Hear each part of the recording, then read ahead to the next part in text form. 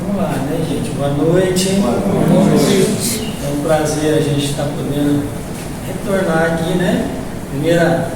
Primeiro encontro do ano, né? Graças a Deus. Para a gente conhecer um pouquinho mais do Evangelho, conhecer um pouquinho mais da obra da doutrina espírita, né? Hoje nós vamos falar sobre um tema que está no livro A Gênese, especificamente o capítulo 13, que trata dos milagres e predições. E a primeira coisa que eu gostaria de saber de vocês é o seguinte: milagres existem?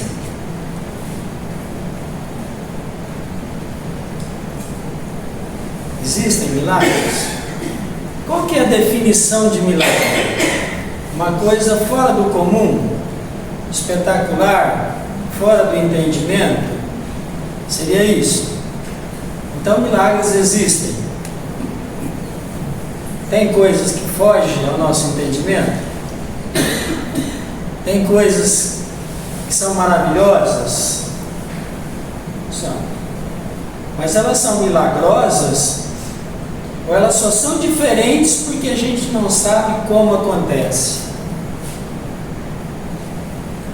A doutrina espírita, ela vem trazer luz para a gente sobre esse tema. O desconhecimento gera dúvidas, incertezas e crendices. Isso não é bom para nós. Isso não é bom para a nossa evolução. Porque quando nós acreditamos em algo sem que a gente tenha a noção exata das coisas, nós passamos a ser induzidos a acreditar que aquilo é como alguém propôs que fosse. Se a gente for pegar o Evangelho, a Bíblia, e a gente for rever os fatos que a gente tem como milagrosos, dados por todo mundo. Quando Jesus ressuscita Lázaro, é um milagre? E por que não é um milagre?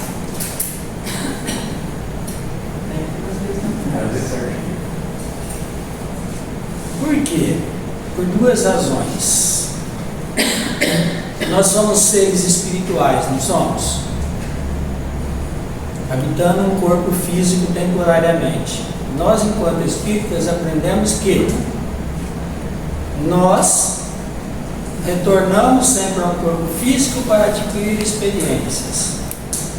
E que nesse corpo físico, o que nos mantém ligados, enquanto seres espirituais, é um cordão, chamado cordão de prata, cordão vital, qualquer nome que a gente possa dar a ele. E quando esse cordão ele é rompido, aí a gente tem a morte. E se esse cordão for rompido, ele não pode ser mais religado.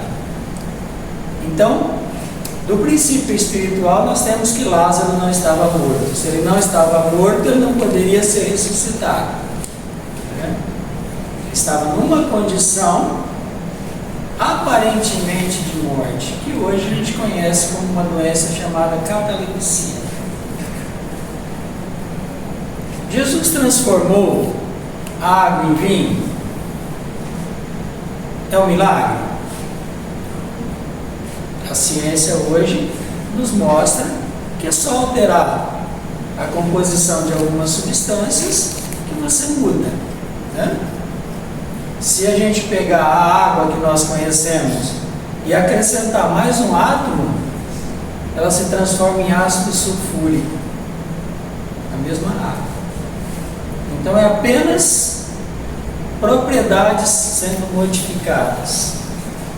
E assim como esses exemplos, a gente tem muitos outros. Por exemplo, a conversa, né, com os nossos irmãos que estão do outro lado. É um milagre? Há muito tempo atrás era considerado um milagre. Mas milagre por quê?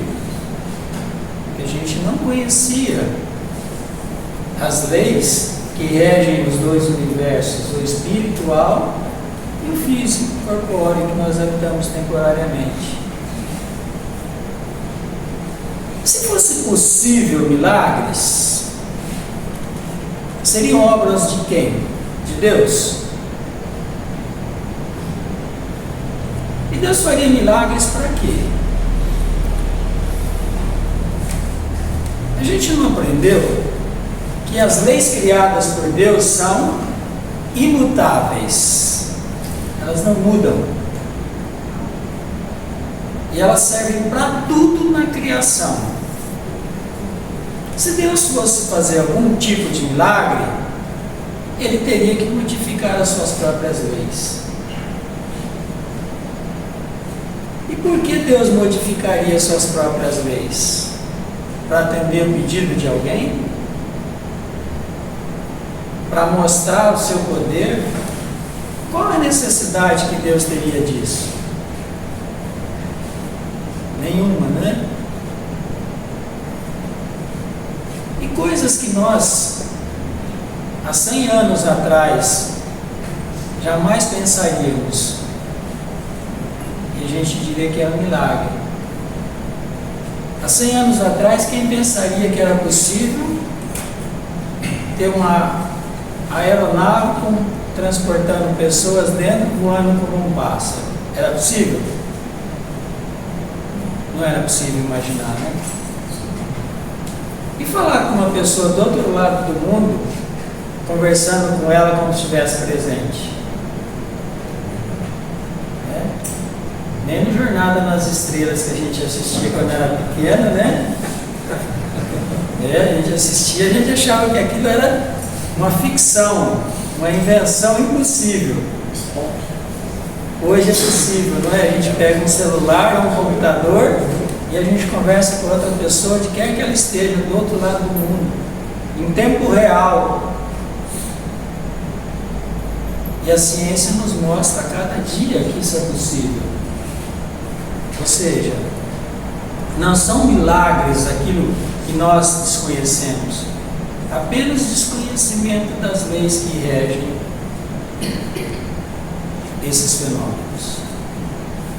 Daí a gente vai começar a analisar um pouquinho da nossa vida hoje. Se milagres não existem, se Deus não faz milagres, se Ele não se propõe a isso, por que é que a gente perde tanto tempo da nossa vida querendo que Ele modifique a nossa vida? Vocês perceberam que quando a situação está difícil, a gente reza para ter o quê? Um milagre na nossa vida. Se eu estou doente, eu quero que Deus faça um milagre na minha vida para me curar. Se eu estou em situação financeira, eu rezo para Deus que faça um milagre para mim de alguma forma sair daquele aperto. E muitas vezes a gente quer tanto milagre que a gente até faz promessa, né? E aí a gente quer receber antes de dar, né? A gente faz promessa para receber alguma coisa, ou seja, nós estamos negociando com Deus para que Ele nos proporcione aquilo que a gente está deixando de fazer. A gente está tentando se omitir da nossa parte. E a gente está aprendendo na doutrina espírita que as coisas que acontecem conosco não são castigo de Deus. Não tem nada a ver com Deus. É um problema nosso, exclusivamente nosso. E nós queremos repartir a responsabilidade com Deus. Nós queremos transformar a nossa vida de uma maneira mais fácil, mais adequada para nós. E normalmente, quando nós pedimos alguma coisa para a nossa vida, nós nem pensamos no outro. A gente não pensa se aquilo que a gente quer vai prejudicar uma outra pessoa. Porque dentro das leis de Deus não existem saltos, não existem transformações repentinas, tudo obedece uma ordem. Então nós não vamos querer que aconteça alguma coisa na nossa vida sem que a contrapartida exista do outro lado. Não é possível isso. Isso não existe dentro das leis divinas. E não é só para nós, seres humanos, encarnados aqui, é para toda a criação. Ela obedece ao mesmo ritmo, à mesma lei, à mesma ordem. Se Deus fosse modificar os seus desígnios cada vez que a gente pede alguma coisa, quantos deuses precisariam existir? E Deus não seria mais o único. Mas a gente quer simplificar, não é? Então a gente vai tentando barganhar com a vida. Quanto mais a gente se deixa levar pelos enganos que a gente comete, mais difícil as coisas ficam para nós. Nós aprendemos na doutrina espírita que nós somos os únicos responsáveis por tudo que nós fazemos, não é assim? E por que a gente tenta transferir essas responsabilidades então? Nós vamos voltar aqui mais algumas vezes, para que a gente possa fazer aquilo que não fez hoje? Vamos. Aqui ou em outro lugar igual a esse? Pode ser. Mas qual é a vantagem que nós vamos ter de adiar aquilo que a gente precisa fazer?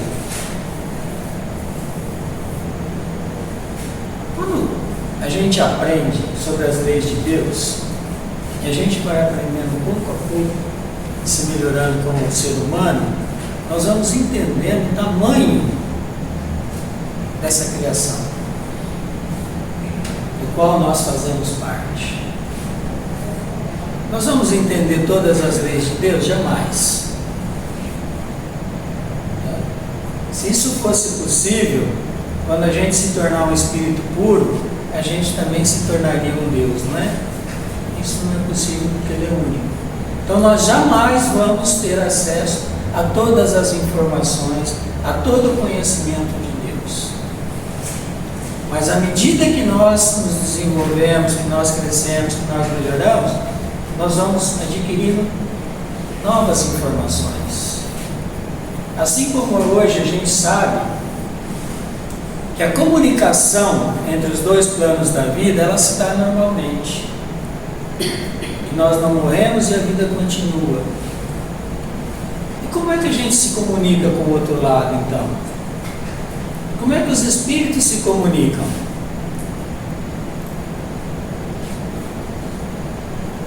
Através do pensamento. É isso.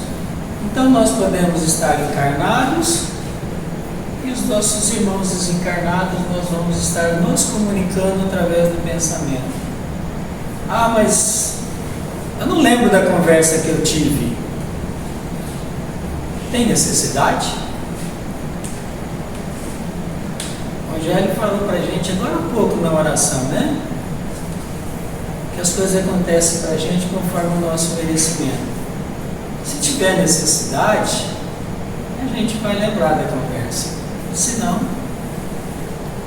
a gente só vai ter sensações, né? Alguma percepção. Mas a gente sabe, no nosso íntimo a gente sabe que conversou, que tem acesso a essas informações. Mas eu preciso ver para crer. Mas você precisa ver o quê? O que é que você precisa ver para acreditar? Novamente, um milagre, uma coisa que você não entende. Mas se você já não entende nem a comunicação daquele que está do outro lado, se você vê a forma dele não humana, você vai entender menos ainda, não é? Porque isso acontece muito na mediunidade, né? E muitas pessoas desejam ver, mas só as coisas boas. A gente com os nossos olhos só vê as coisas boas? A gente vê tudo, não é? as boas e as feias também, as ruins. Vocês acham que se a gente tiver condição de ver do outro lado, a gente só vai ver coisa boa? Né? Porque tem aí uma situação que é muito comum. Aqui, encarnado, tem gente boa só? Não, né? Tem gente muito ruim. E lá do outro lado? Também, né? Porque a gente não muda. E aí, quando a gente pede ajuda, que a gente quer um milagrezinho, você tem certeza de quem é que está vindo te ajudar? É um espírito bom? Ah, mas se está vindo me ajudar, é um espírito bom. Mas só espírito bom tem conhecimento? Não, né? Conhecimento não tem nada a ver com sentimento. Tá? A gente pode ser muito sábio, mas com uma moral péssima. Então não tem nada a ver uma coisa com a outra. E se eu quiser enganar alguém e tiver uma boa inteligência, fica fácil, não é? Então, quando a gente pede determinadas coisas, a gente tem que tomar um pouco de cuidado. Né? Porque as coisas não são fáceis na nossa vida. Elas não são assim do dia para a noite, porque a gente quer. Ah, mas eu estou sofrendo tanto, eu estou tão doente. Já parou para pensar por quê? Já parou para pensar por que está sofrendo? Já parou para pensar por que tanta doença? Já parou para pensar por que as coisas não andam na nossa vida? Puxa vida, as coisas não vão bem. Ah, eu não consigo, eu não vou para frente. Como é que é o seu relacionamento dentro do seu lar? Como é que você se comporta com as pessoas? Quais são os seus sentimentos perante as outras pessoas? O que é que você está fazendo de bom na sua vida? Quais as suas práticas? Quais os seus pensamentos? Não é só aquilo que você coloca para fora, é principalmente aquilo que você tem dentro. Já que Deus tudo sabe, tudo vê, né, Rogério? Nós vamos esconder de quem? Essa é uma das questões que a gente tem que analisar. A gente não pode esperar na nossa vida ser agraciado com aquilo que a gente não merece. E quando a gente merece, nós não precisamos pedir. Deus nos proporciona. Só que para merecer, a gente tem que fazer um esforcinho. Né? Não é acreditar que a gente é bom. Né? Muitas vezes eu fico pensando assim, puxa vida, nossa, quando eu desencarnar, se São Pedro não abrir a porta, eu vou fazer um escarcel lá. Aí eu fico pensando assim, não, se ele me mandar para o brau, eu vou quietinho, porque eu acho que a conta tá boa lá. Lá já tá bom, é melhor não contrariar. Por quê? Entre aquilo que a gente acredita e aquilo que a gente faz, tem uma grande distância. Achar que nós fazemos as coisas direito é uma coisa. Fazê-las direito é outra. O caminho a ser percorrido entre as duas é longo, gente. E tudo aquilo que nós acreditamos hoje, amanhã poderá ser diferente. A cada dia nós temos novos conhecimentos. A cada dia a ciência nos mostra novos rumos. Nós estamos chegando numa situação já hoje, que daqui uns dias vai ser possível viajar de um planeta para o outro, como nas histórias de ficção. para quem estuda um pouquinho, para quem tem curiosidade de verificar, antigamente a gente estudou na escola, né? Que um átomo era formado por um elétron, um nêutron e um próton, não é? Hoje em dia, um elétron é formado por isso, mais um monte de outras coisas menores ainda.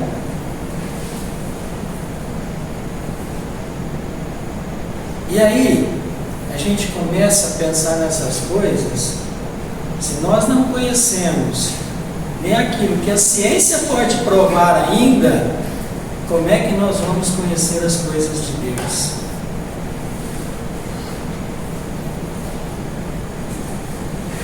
Se nós não sabemos o que o homem pode provar através do conhecimento, do entendimento, como é que nós vamos conseguir entender Deus na sua plenitude, nas suas leis? A gente fala em leis naturais, em leis imutáveis, a gente fala em lei, né, do progresso. O que é a lei do progresso que nós conhecemos? É uma forma de nós evoluirmos. Mas só o homem pertence à lei do progresso? Só o homem evolui? Tudo na natureza evolui. Tudo. A lei da evolução, tudo evolui. A lei da ação e reação, também. Todos nós estamos sujeitos. Mas a gente já parou para pensar nelas? Eu sei que tudo que eu fizer, de bom ou de ruim, volta para mim. É isso, a lei da ação e reação? Mas a gente aprendeu também, dentro da mesma lei, Deus diz o seguinte: tudo que nós fizermos de ruim, volta para nós na mesma medida e proporção. Mas tudo que nós fizermos de bom, volta em dobro para nós. Ainda assim, ele dá uma vantagem para a gente, né? Ele diz assim para a gente: olha, se você fizer o bem, eu dou pelo menos uns 2 quilômetros de lambuja para você correr. Não é isso? Né? Para que o mal não te alcance. Mas se você fizer o mal, sinto muito, mas você vai se virar com ele. É basicamente isso, a grosso modo, né? Mas a gente para pensar sobre isso.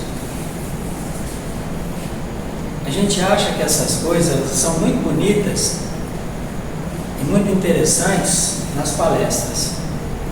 Nossa, falou bonito aquele rapaz. Nossa, aquela moça. Nossa, falou pra mim. Eu entendi tudo, mas eu não sei como fazer nada. Porque essas coisas que a gente fala na doutrina espírita, elas não são para ouvir, gente. Elas são para colocar em prática. O aprendizado que a gente tem na doutrina espírita não é para entrar por um ouvido e sair pelo outro, ou para guardar no bolso, na carteirinha, feito um patuá, um talismã. Isso não vai adiantar nada na nossa vida. Se a gente não colocar em prática, nada acontece. Não está ali só para enfeite. A doutrina espírita, ela vem nos convidar à reflexão, ao bom senso, ao uso da razão, para que nós tornemos a nossa vida melhor. Isso se aplica no dia a dia. Não é numa ilusão, na vida futura. Não é quando eu ganhar na loteria. Não é quando eu for pai, quando eu for mãe, quando eu for avó. Não, é já, é agora, é nesse instante. É repensar aquilo que eu estou fazendo, as minhas atitudes. E não ficar esperando que as coisas aconteçam na vida. Do nada. Eu estou com fome e alguém vai vir bater na minha porta trazendo uma linda cesta de frutas e comidas deliciosas, e principalmente aquela torta de morango que eu adoro. Ah, gente, vai ser duro, não é? Mas e se eu trabalhar, né? Se eu ganhar o meu sustento de cada dia, encomendar a minha cesta, ele vai entregar e eu vou receber a cesta com todo prazer, porque eu fiz por onde receber aquilo. Não me foi dado, foi conquistado. E é isso que nós temos que fazer a cada dia. É colocar em prática na nossa vida aqui, cotidiana. No nosso relacionamento, no nosso trabalho, na nossa casa, nas nossas atitudes. É aqui que vale a pena. Deixar de lado as fantasias. Não ficar pensando que nós vamos amanhã ser muito melhores do que a gente é hoje, só porque a gente ora. Ah, mas eu oro todo dia, eu faço evangelho em casa, eu leio o evangelho. Tá, muito bom, gente, maravilhoso. E o que você pôs em prática de tudo isso? Eu orei à noite, levantei, não dei bom dia, reclamei já porque o café não estava no meu acordo, fui trabalhar já xingando, já achando ruim, brigando com todo mundo no trânsito. Aí eu chego em casa e eu vou orar. Aí à noite é dia de fazer o evangelho. Aí até 1 minuto antes de começar o evangelho eu estou assistindo o jornal não sei das quantas lá, só traz tranqueira. Aí eu vou para o meu evangelho. Vou fazer o evangelho. E meu coração vai estar assim, ó. Tranquilo, tranquilo, né? Cheio de boa notícia. Vai adiantar? Não vai adiantar, gente. Aí eu venho aqui e eu trago conhecimento para vocês, eu faço uma palestra legal, eu estudo para isso. E aí quando eu desencarnar, chegar lá, como eu falei, São Pedro vai falar assim para mim, ó, umbral, mas por quê? Porque tudo que você falou, você não fez. Tudo que você estudou, você não aprendeu. Só por isso. Então não adianta eu vir na casa espírita, assim como não adianta ir a lugar nenhum, se eu não agir. Se eu deixar de lado o misticismo, parar de acreditar que as coisas vão cair na nossa vida de maneira fácil, parar de acreditar que os outros vão resolver os nossos problemas, parar de acreditar que um dia as coisas vão melhorar, por si só não vão. Então, nós temos que começar a ter um choque de realidade. A doutrina espírita ela é maravilhosa, ela é, mas por si só ela não resolve o problema de ninguém. Nós vamos sair daqui energizados com passe? Vamos. Vocês lembram uma das primeiras vezes que eu vim aqui, a gente ainda brincou, né? Com relação do passe. Já faz alguns anos, viu, gente? Alguns anos atrás aí, né? Não vamos nem falar quantos. Mas há alguns anos aí a gente brincou assim, puxa vida, né? Saí, fui na casa espírita hoje, tinha uma palestra, tomei um passe. Nossa, eu estou bem. Cheguei em casa, nós estamos me sentindo tão bem, vou até tomar uma cerveja. E aí? Não é? Não tem quem faz isso? Tem, gente. Tem, pior é que tem. Então esse é o nível de conhecimento que muita gente tem. E é o nível de conhecimento que nós não devemos ter. Que nós estamos aqui aprendendo na doutrina espírita como fazer as coisas diferentes, como fazer melhor para a nossa vida. Mas não é só bonito vir aqui, ouvir as coisas, estudar o Evangelho, estudar o livro dos Espíritos. É pôr tudo isso em prática, para que a nossa vida realmente seja melhor, para que nós não fiquemos esperando que as coisas aconteçam espontaneamente na nossa vida, elas não vão ocorrer.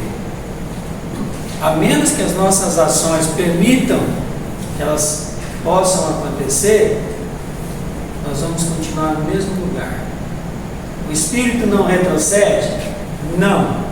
O Espírito não retrocede. Mas se a gente não se adiantar, é a mesma coisa que a gente ficar correndo numa esteira, não é? Anda, anda, anda e não sai do lugar. E o que é pior na esteira, né? Se a gente bobear, a gente ainda cai ainda, né? Aqui a gente pode até se machucar menos.